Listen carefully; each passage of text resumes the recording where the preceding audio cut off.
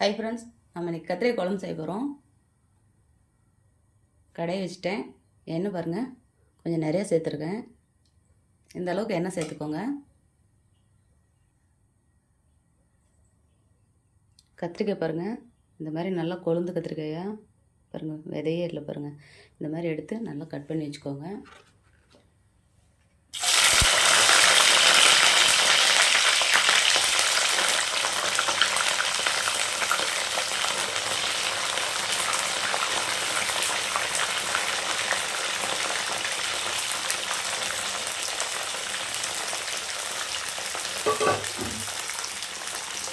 நல்லா இந்த எண்ணெயிலே பரட்டி விட்டுக்கோங்க. நல்லா எண்ணெயிலே வேகட்டும்.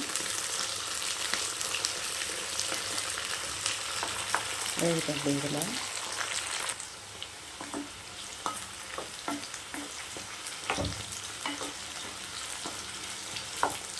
நல்லா இந்த எண்ணெயிலே வேகட்டும்.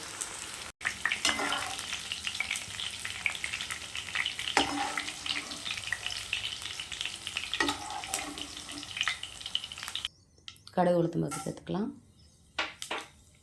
அதே எண்ணெய் தான், நம்ம வேறு எண்ணெய் சேர்க்கல.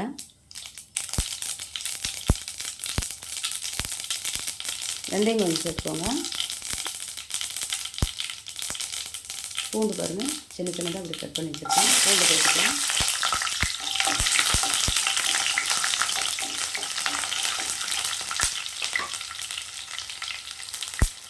சின்ன வெங்காயம் சேர்த்துக்கலாம்.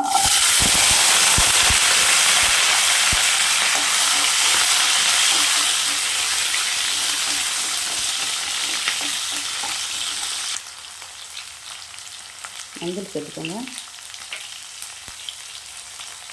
குழம்பு மிளகாய்த்தூள் நான் 2 ஸ்பூன் போட்டிருக்கேன். பெரிய ஸ்பூனில் நான் 2 போட்டிருக்கேன். இந்த எண்ணெயிலே நல்லா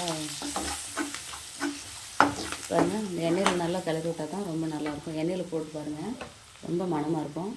தக்காளி ஒன்று சேர்த்துக்கலாம்.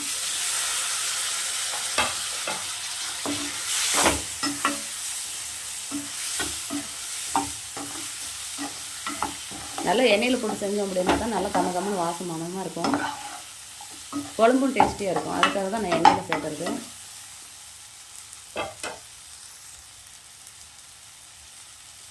இந்த கத்திரிக்காய் இதில் சேர்த்துக்கலாம்.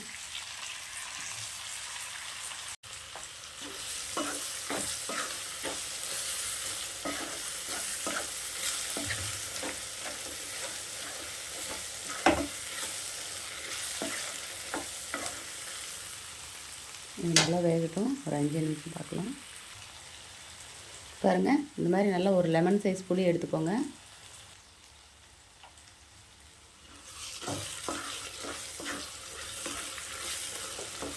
நல்லா கலந்து விட்டாச்சு.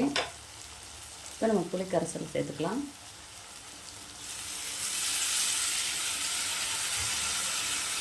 கூடவே கொஞ்சம் தண்ணி சேர்த்துக்கோங்க.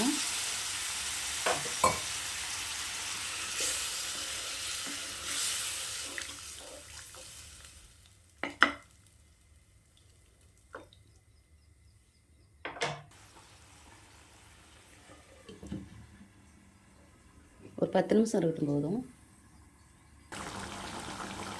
உப்பு சேர்த்துக்கோங்க.